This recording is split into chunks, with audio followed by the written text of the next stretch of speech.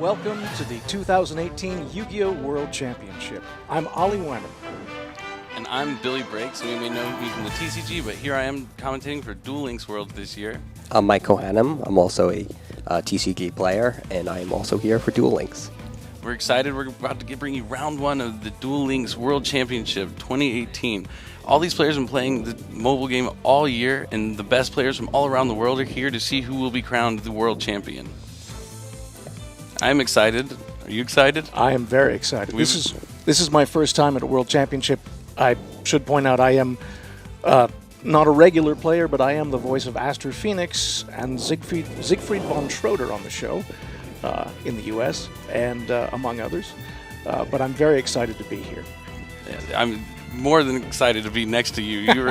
Yu-Gi-Oh! GX is one of my favorite series from the Yu-Gi-Oh! World. So Aster Phoenix, one of the most influential characters, one of the best characters from that series, and you will see him here this weekend in Duel Links, because in Duel Links you get to pick the character from the show and use his special card. So the World Championship format is something you might not be familiar with. So you have to have 5 different decks, 2 of which are legendary decks, where you have to play specific cards that the characters used in the show. For example, Aster Phoenix, you have to use 2 copies of Destiny Hero Plasma. Okay. And then you have optional cards like Destiny Hero Diamond Dude and stuff that you can also include into your deck. So I'm excited to see Aster Phoenix come out here and see maybe some of his best cards go to work. I have the best cards. Destiny Draw, Destiny Hero Militias. Some players are also using Destiny Heroes as one of their standard decks, so they don't need to use Plasma in their deck if that's the route they take. But it is actually one of the most competitive decks in Duel Links, so we will be seeing a lot of Destiny Hero monsters this weekend. Yeah, more than excited. Yeah. So as we were saying, there are 5. Each player has 5 different decks, 2 legendary decks, and 3 standard decks.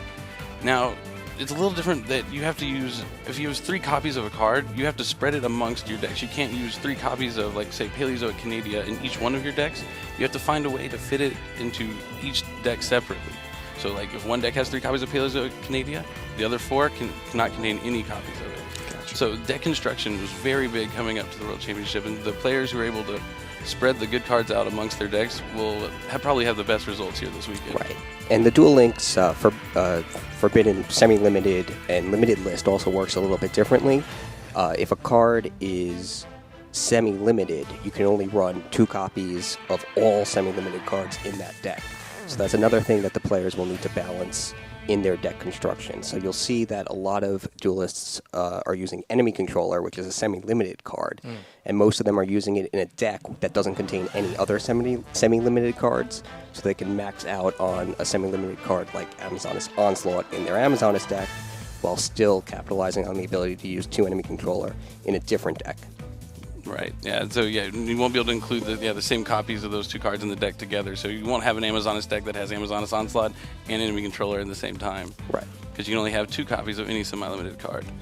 But I'm very excited to be here. We also, if you're here for the TCG, that will also be coming up right after the round 1 for Duel Links. We will be transitioning to the TCG to see their round 1 feature match as well. So stay with us for sure for that.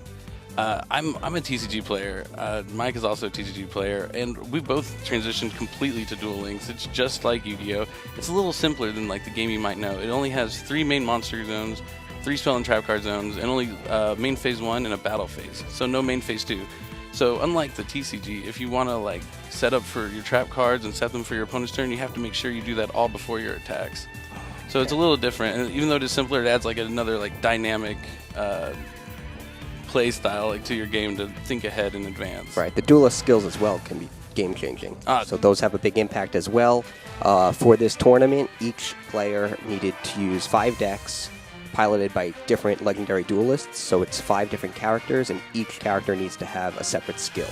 So everyone's playing 5 different decks with 5 different skills and 5 different characters. So that made that had an interesting effect on which decks each player is using. Yeah, dual skills are really important in dueling. So yeah, you normally build your deck with your good cards, but each character has a special dual skill that'll influence the deck you play. Like, for example, Beatdown might be the simplest dual skill to demonstrate. So once per turn, you can just activate your dual skill, like a bonus effect because of the character you play. And Beatdown, for each level 5 or higher monster you have on the field, all your monsters' attacks will increase by 300. So I really like that dual skills add something interesting to the game. Yeah. How many dual skills do you get per character?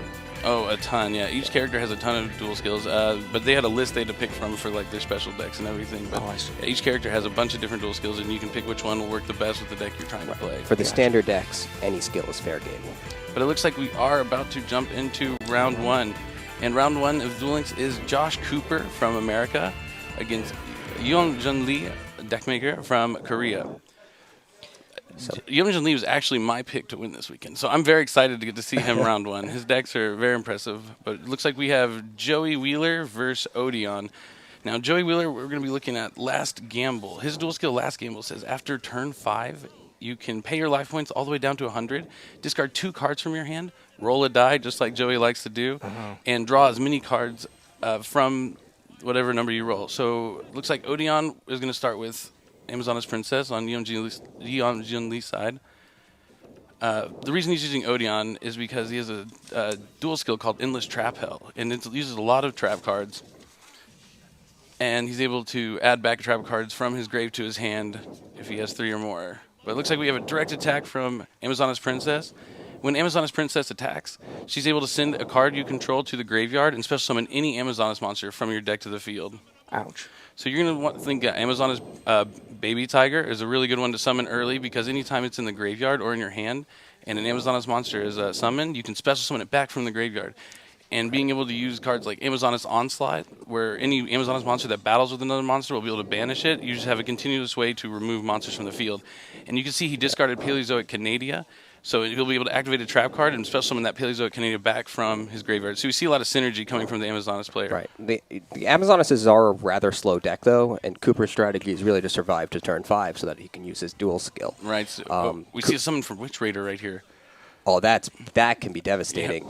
Yeah. Vision Hero Witch Raider is a 2 tribute monster that you can tribute trap cards to summon. But when it is summoned, it destroys all the spell and trap cards your opponent controls. So we see 3 cards being destroyed, but a Chained Treacherous Trap Hole. Treacherous Trap Hole, one of the best trap cards in Yu-Gi-Oh! Duel Links. As long as you don't have any trap cards in your graveyard, you're able to destroy 2 monsters on the field, just like that. Right. And it looks like the Treacherous Trap Hole might have helped him out here, getting rid of that Witch Raider and the Amazoness Princess on the field. All right. Cooper discards Thunder Seahorse, allowing him to add 2 level 4 Thunder monsters from his deck to his hand with the same name. And we're going to see Batteryman Solar. Batteryman Solar, kind of new in the TCG, also in here in Duel Links, and very powerful. Very powerful card, because it's able to send a Batteryman from your deck to the graveyard, and once you have 2 Batterymen in your graveyard, they're able to banish them to summon Super Industrial Strength, which is able to destroy a monster and a spell and trap card on the field. Right. Cooper's deck is all about getting Batterymen into the graveyard so that he can summon it and defeat his opponent at once.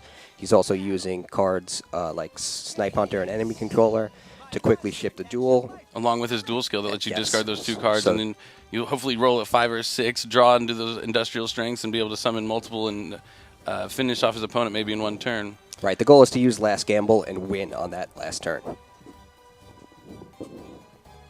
So, see, we got an attack here from Batteryman Solar. Looks like there's no Amazoness Willpower face down over here for Deckmaker. Looks like Josh Cooper's going to end his turn after the attack. Something I love about Yu-Gi-Oh! Duel Links, you can see the character lines, and you see the characters interact and talk back and forth, similar to like the way they would speak to each other in the show. Yeah. The smack talk is always entertaining. Definitely, most certainly is.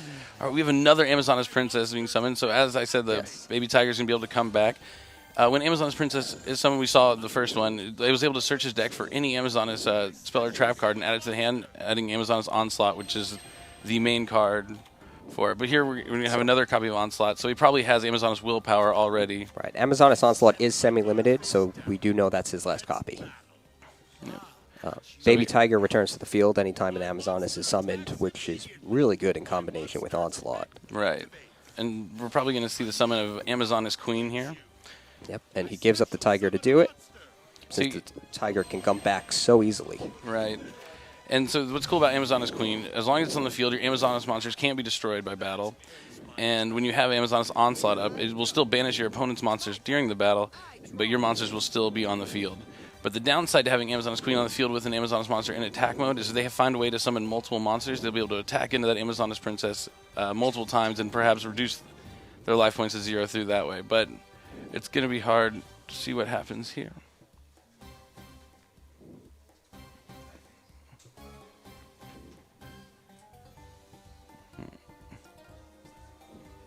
players are taking some time to think.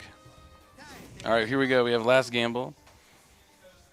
So we're going to see him discard 2 cards from his hand, pay it down to 100. Discards 2 battery men, so that rolls a 4. So he goes just draw to 6. Now he has a couple batteries in the graveyard, and he is set to finish off his opponent if he has the right cards. Snipe Hunter is going to clear the way. There we go. Let's do this. Snipe Hunter, a cool card. Being able to discard a card from your hand, and then you have, like Joey, all the Joey cards love to take a little bit of a gamble. You have to roll a dice, and if you roll anything but a 1 or 6, you'll destroy whatever card you target with his effect. Every time I play Snipe Hunter, I always roll 1s and 6s. I don't know about you. Luck is never on my side. But we do have a trap card, Paleozoic Canada, which is going to be able to put that Snipe Hunter face down before he can use his effect, possibly stopping Josh Cooper here right in his tracks. He only has 100 life points remaining since he used his last gamble dual skill.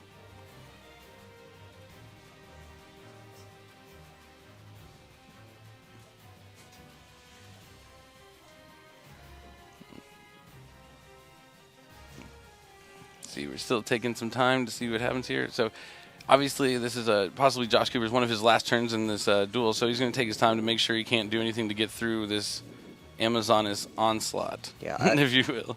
I want to think he has a Battery Man Industrial Strength in his hand since he was so willing to discard one for last gamble. And if that's the case, he certainly should have some plays.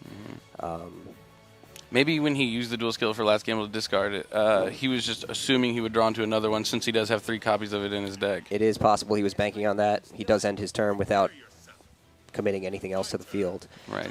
This is likely over unless he has Sphere Karibo to protect him. Yeah, a lot of players do use Sphere Karibo instead of other trap cards because cards like Hey Trunade and stuff will bounce all your stuff back, and you need to have something you'll be able to block an attack. So here we see the Endless Trap Hole. So the Vision Hero Witch Raider really works really well with Amazoness and Endless Trap Hole.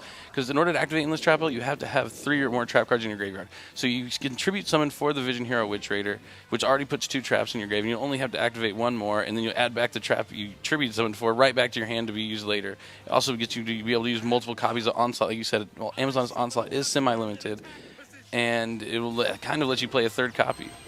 Dual skills are really, really important in Yu-Gi-Oh! Duel Links. It makes or breaks the deck that you play. Right. Yeom-Jun Lee summoned a 3rd monster of the field, so that guarantees that he will, in fact, need... Cooper will need Sphere Karibo to stay in the duel. So Amazoness Onslaught's activated, so he banishes... He's going to banish the Batteryman, so he won't be able to remove it from his graveyard to summon an Industrial Strength.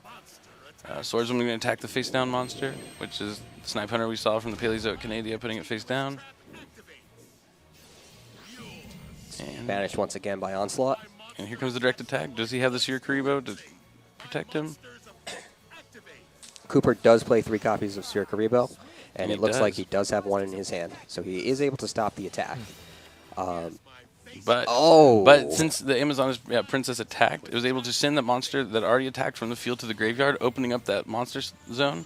So he's able to use the Amazon's willpower to bring back another monster. So now he's going to need a 2nd copy of Sphere Karibo to stay in the game. That's a great play because the Princess tributes the monster as a cost, and then before he resolves the effect, he can special summon the willpower monster with willpower in attack position, whereas Princess would only be able to summon it in defense position.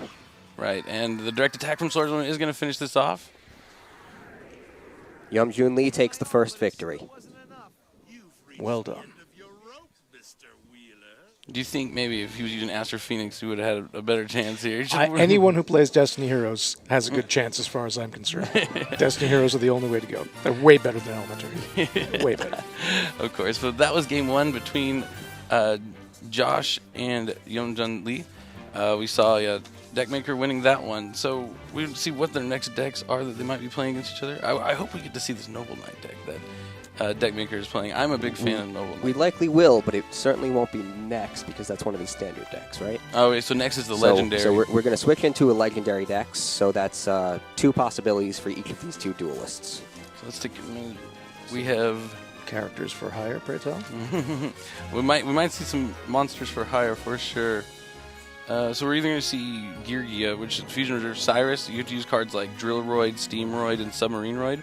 The reason why that's popular is because Drillroid being a level 4 Earth machine, you can use cards like Ties of the Brethren, which still lets you special summon the 2 Geargia monsters from your deck which is how they get everything going, and cards like Pulse Mines, a trap card that as long as you control a machine monster, for the rest of the turn, all your opponent's monsters are changed to defense mode, and any monster they summon will go to defense mode. So one of the strongest cards in Duel Links.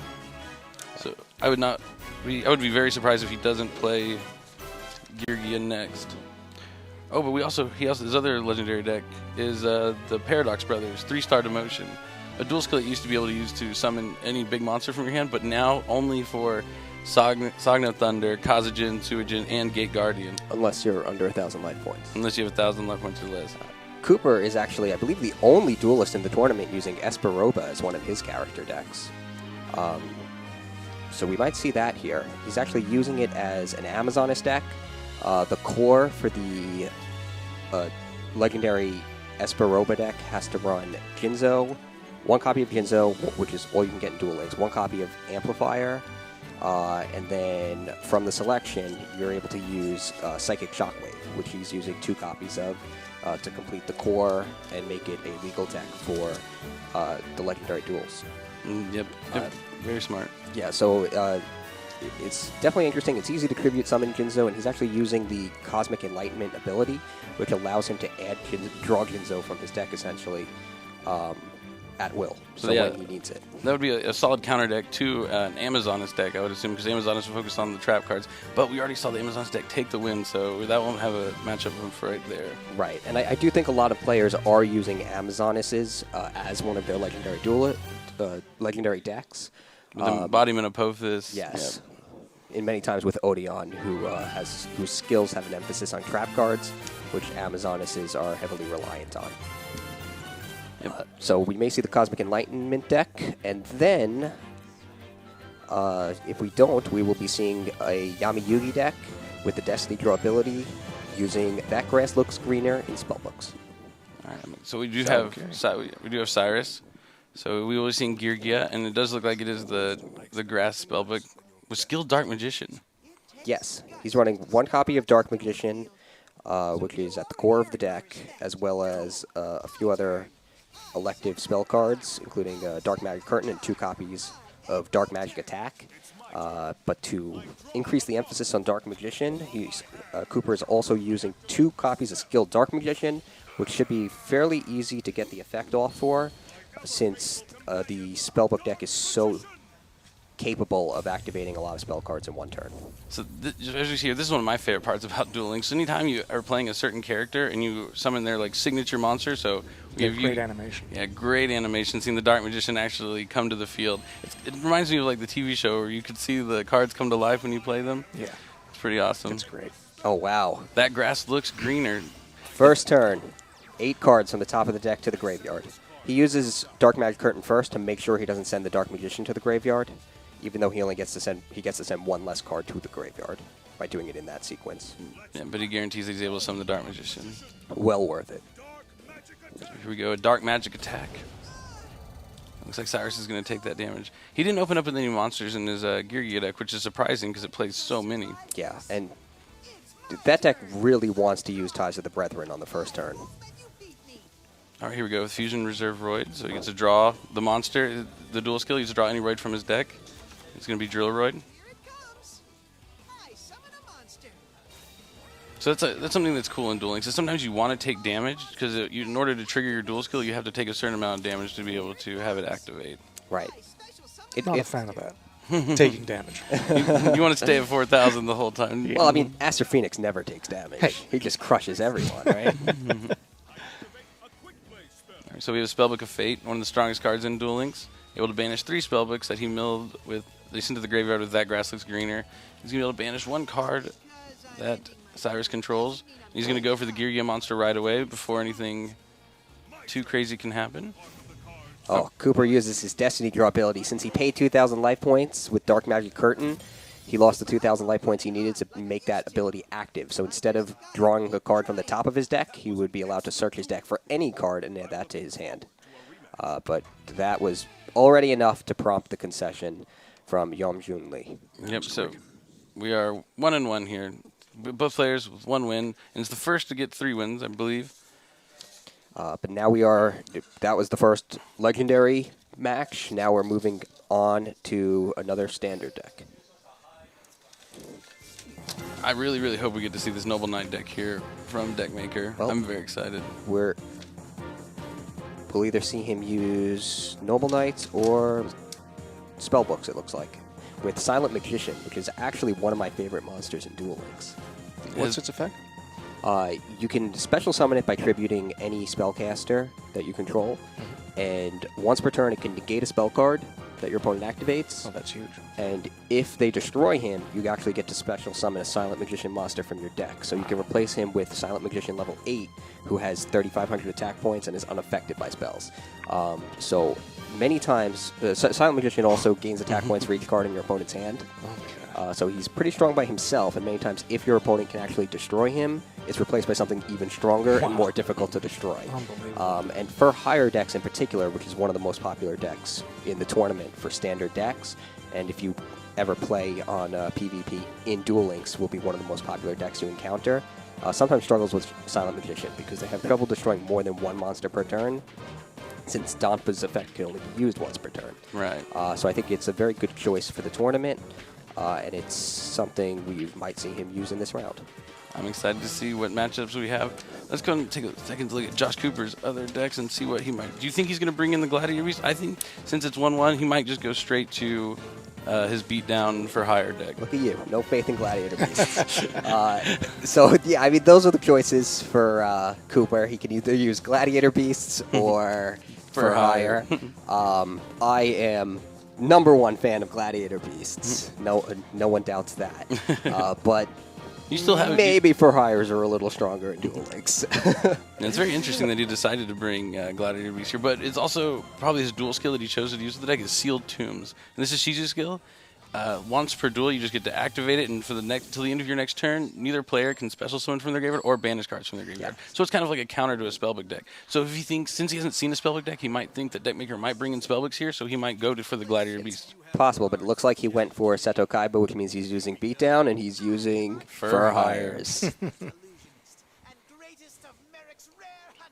So looks like Arcana is going to go first. So we do have the spellbook deck. So maybe he should have gone with his Gladiator Beast. Maybe. See, always go with Gladiator Beasts.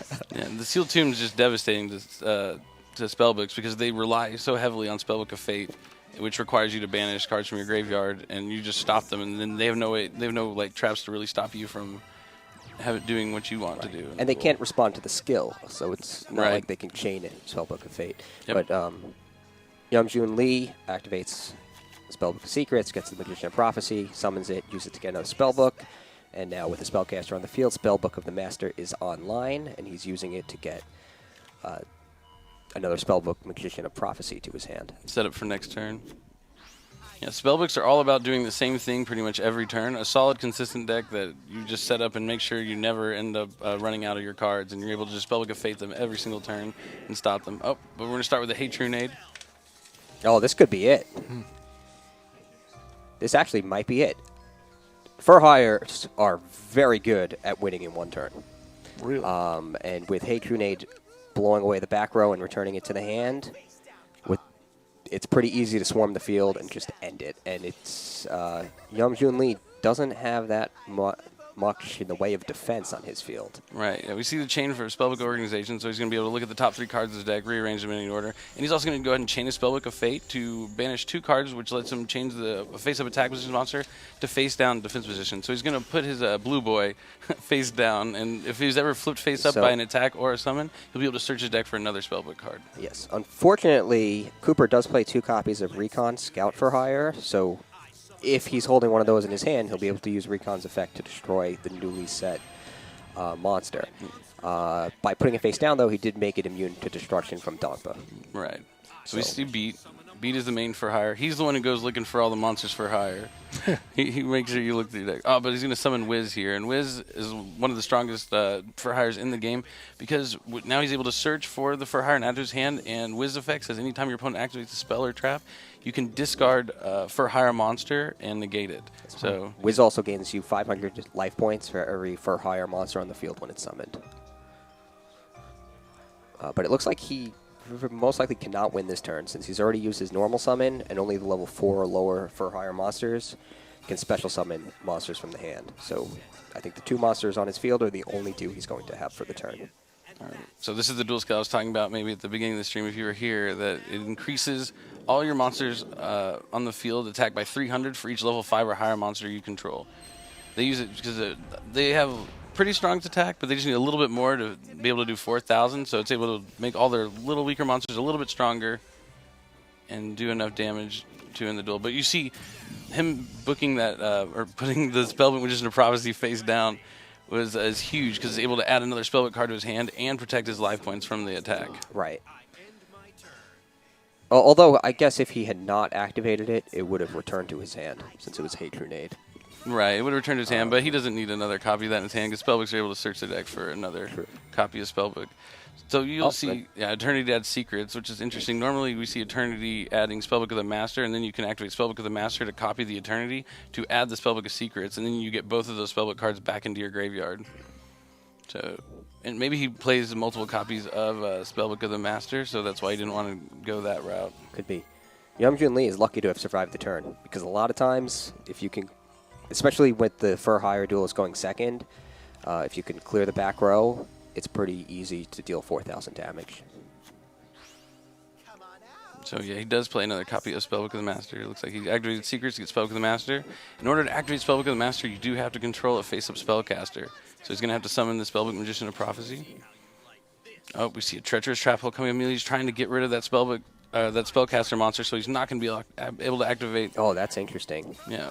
I think it's an interesting choice. Yeah, we're going to see the chain from his hand of Spellbook of Fate before he loses Spellcaster, so he's going to be able to banish something. But the Wiz will be able to negate the Spellbook of Fate if he so chooses.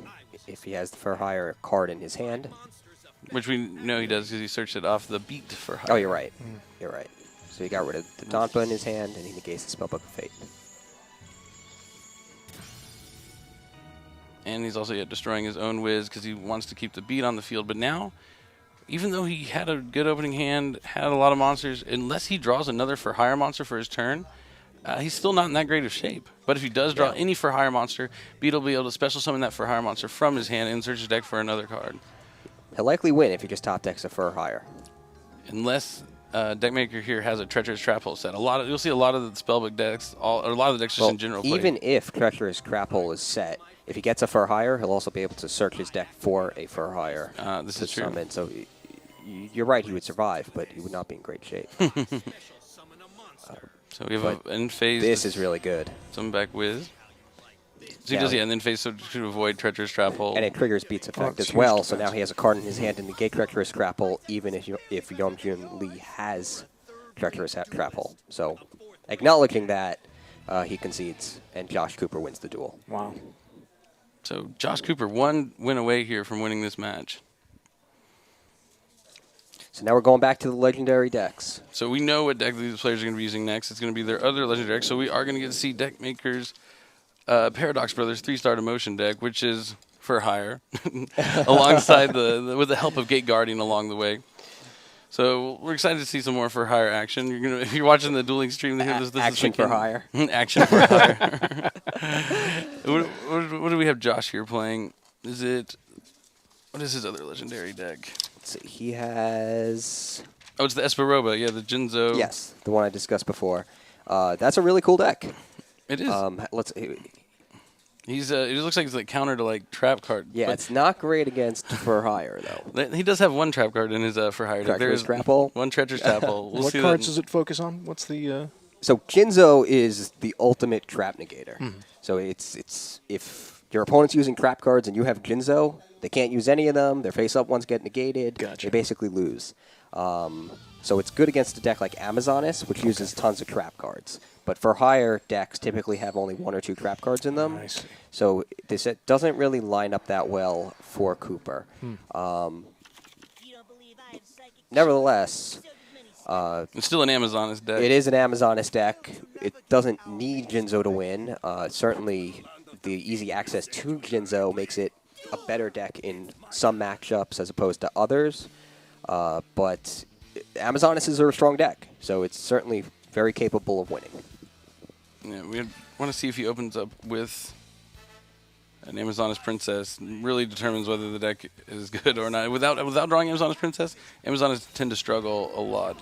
But it does look like Deckmaker's going first here with a beat for hire.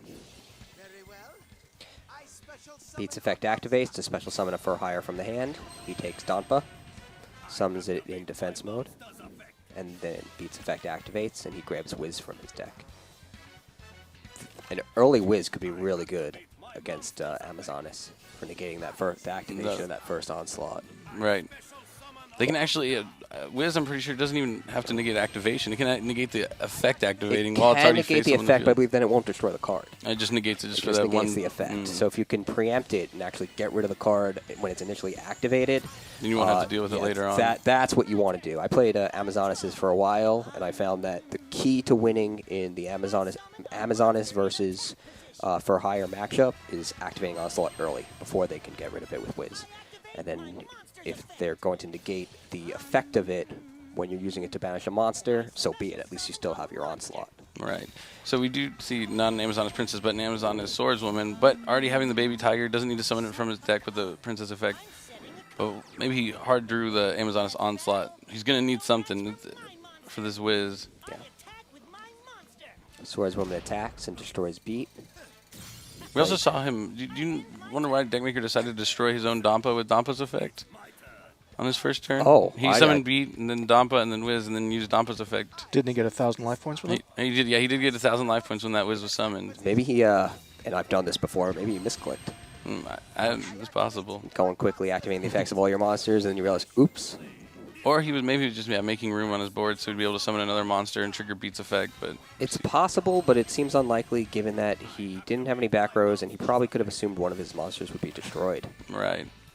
But we do have. Yeah. Well, sometimes a lot of players to play around for hire, they will leave their board locked up so they can't keep searching. So they won't destroy one of their monsters. They'll just leave them with 3 monsters on side the field. So maybe Deckmaker's trying to preemptively make sure that doesn't happen. It's possible, and actually, if he had not destroyed his Donpa, then Cooper could have actually used his Swordswoman to attack Wiz and deal 1,300 points of damage while leaving all 3 monsters on the with all field. 3 monsters. So you might be right. That might have actually been intentional, and he might have strategically planned it to get to this moment where he was able to use the effect of Blazeman for hire to special summon Dinah.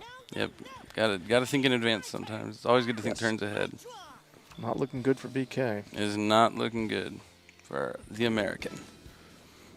Only 2 back rows. We didn't see an activation of Amazonas Onslaught, maybe because he knew the Wiz would be able to negate it, but now with no monsters on the field to see what happens. He does have the Baby Tiger in his grave, so if Josh is able to summon any Amazonas monster, he'll be able to bring back that Baby Tiger. So he's going to activate the Willpower, try and see if Deckmaker negates it. I would think there's no reason to negate it at this point, right? Yeah, just let the Amazonas monster come back, as long as it's not Onslaught. Yeah, you don't want to... Yeah, the only real threat to you is Onslaught. Although if you negate the Onslaught, it'll go to the graveyard, Spect will activate to special summon a monster, right? Right. Although that might not be that powerful without the Onslaught on the field. There's the Onslaught. This is what's going to get negated.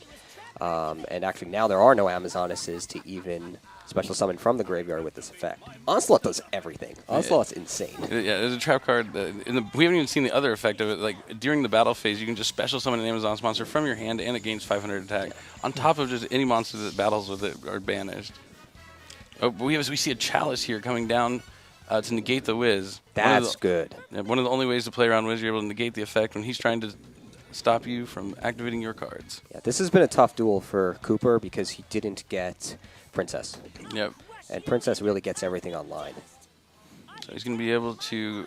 He's forced to attack the Dinah due to Dinah's effect. You have to attack him first. But the Onslaught is going to banish it. And due to willpower, he must attack. Mm-hmm. Can't decline to attack. Any monster special summoned by Amazonas willpower must attack during the battle phase. And well done, that's going to be Deckmaker. it. Deckmaker takes that one easily from the attack. Well, so we have... One left. One left. It's 2-2. It all comes down to this. So we will be seeing Gladiator Beats duel one more time. Do you think the Gladiator Beast is going to be... Oh, this is not a good match. It is Gladiator Beast, which is a deck that relies heavily on back row and using spell and traps to stay alive. But we see the Deckmaker deck is using 3 copies of Dust Tornado. Oh. So that is going to be able to destroy any of the cards that he's trying to mess them up with. And Noble Knights that inherently just have a good matchup. They have cards like Noble Arms Archvidur, which once per turn you can just destroy a set card on the field by lowering your monster's attack by 500. So he has a lot of back row removal, which is unfortunate. So things are looking Cooper. probably pretty. It's going to be a tough matchup for him, but maybe your Gladiator Beast will be able to eck it out. Yeah. And his the skills of locking down the graveyard isn't too useful in this matchup, is it? I would say it's not useful at all. It's not going to do anything to the Noble Knight deck. Cooper's suffering a lot of disadvantages, but Gladiator Beasts, they can do anything. They can do anything except fuse and main phase 2. Yeah, well. Gladiator Beast. Oh, we see someone of Gladiator Beast Demakari. He's the double attacker if he's special summoned by the effect of another Gladiator Beast. Not exactly who you want to be starting with. But you do see the 3-spell and trap card, so we'll have to see if Deckmaker opens up with a Noble Knight Madrot and a Noble Arms Arfadura. I was very excited for the last Gladiator Beast event in Duel Links, where you were able to get Darius and a quest finally. Very good Gladiator Beast we've needed. Oh, so here as I just said, I must have known it was in his hand. A normal summon of Madrot equipped with an Arfadura. Oh. Arfadura just destroying that Wall of Disruption. Now the Madrot's effect's going to destroy the Noble Arms equipped card. Special summon Dristan from his deck. And then he has to destroy the equipped card, re-equip it to Dristan. It's going to be able to pop the face-up monster, and then he's going to be able to use the effect again to destroy another spell or trap. So we're going to see his entire board wiped away with this 2-card combo. We knew this match was going to be very rough for him coming into it, and it seems to be working out that way. But it looks like he chose not to equip it to the Dristan and just re-equip it to the Madrot, because as long as Madrot has less attack than the Dristan, he'll have to target or attack the Dristan first before he does anything else.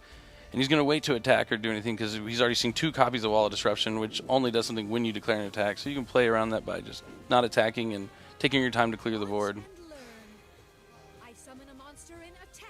So, Mike, you're our Gladiator Beast expert. What can he do here? Well, unfortunately, Gladiator Beast Gyzerus is not in Duel Links, so... That would be a huge card to summon right tough. here. I mean, the key to Gladiator Beast is to battle. You always want your monsters to battle and to survive the battle so that they can shuffle back into the deck, effectively tagging out for the Gladiator Beast you want. And then each of them has an effect that will activate when it's special summoned by the effect of another Gladiator Beast. So you're really able to capitalize on all of those. But Cooper does have anti-magic arrows, which will lock down Yeom-Jun Lee's back row, which allows his Gladiator Beast to attack successfully and now use their effects to special summon monsters from the deck in their place. Cooper being able to turn it around here a little bit. We'll see the special summon of Bestiar to destroy that back row that he locked down thanks to the anti-magic arrows. Anti-magic arrows is one of those. Oh, it is a wild tornado. Oh, no. Since Wild Tornado was destroyed by his opponent's card effect, he gets to destroy any card in the field, so he'll destroy that other monster. Devastating. I believe its effect is also stopped by anti-magic arrows, though, right? Was it? Oh, yeah, I forgot. So even in the grid, anti-magic arrows is very good. Yeah, so he didn't have the downside of destroying the monster. Yeah. Still, though, it was not, the most useful card to destroy. Right, yeah. So yeah, the anti-magic arrow was catching him off guard there because he would have been able to activate that Wild Tornado to destroy the Gladiator Beast monster before the battle. Yeah. Maybe didn't see it coming, but we see a Dristan coming down equipped with the Gallatin. This is going to be able to clear all of Josh Cooper's board, and he's going to be top decking against this 2,800 attack Dristan. Oh, that's a Gladiator Beast duelist nightmare. Top decking? Top decking against a monster with more than 1,800 attack points. Gallatin gives it an extra 1,000, so it's not going to be easy to beat. Very impressive, Kaiba. It looks like we're going to have a concession right here from Josh Cooper, and Yeom-Jun Lee is going to take round 1. Congratulations. He's moving on with being 1-0 in this round-robin tournament where all the players in their pools are going to be able to play against each other. So if you want to do well in this tournament, you have to beat everybody. Right, so the players are separated into 2 blocks. So the top 2 in each block will advance to a top 4, and from there a champion will be crowned. Yeah, well, that was an exciting first match. I hope every round goes all 5 games. I love to see all the players' decks. That's always great. Yeah, seeing the Gladiator Beast in action, like they had a chance. The turn with the anti-magic arrows, like I was excited about that. I was like, oh, here we go. Yeah. It's funny in Duel Links. So when you're playing in the TCG, you could be like, you have to announce all your phases, draw a phase, standby phase, and it does the same thing in Duel Links.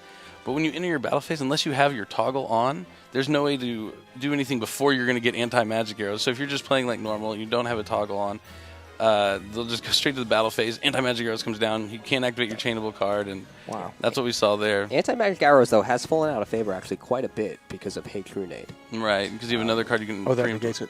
Hate Trunade just returns all set, spell, and trap cards from the field to the hand. Gotcha. So if you want to get rid of the back rows, clear the way for you to beat your opponent, It's in many ways a more effective way to do it because you're able to use Hey Crewmate earlier But to you lose return that. all those cards in the beginning of the turn, so that you're able to make plays after that, leading to your opponent's defeat. As opposed to having to wait till the battle phase. you know. Right. But you lose that like surprise factor, like haha, anti-magic arrows. But it's kind of like a one-trick pony. Like as soon as you see that anti-magic arrows, you're like, oh, I know this is coming now. I'm going to have my toggle on. We're going to go through every single phase. I'm going to make sure I can activate my cards. Gladiator Beasts also benefit from anti-magic arrows because you could destroy the cards you pin down with Bestiary. Right. We Whereas said Hey as a result of Grenade there. would recycle them to the next turn. So. But we're excited. You stick around. We're going to be streaming the Yu-Gi-Oh! TCG Round 1 coming up next. Thanks for joining us. Stay tuned.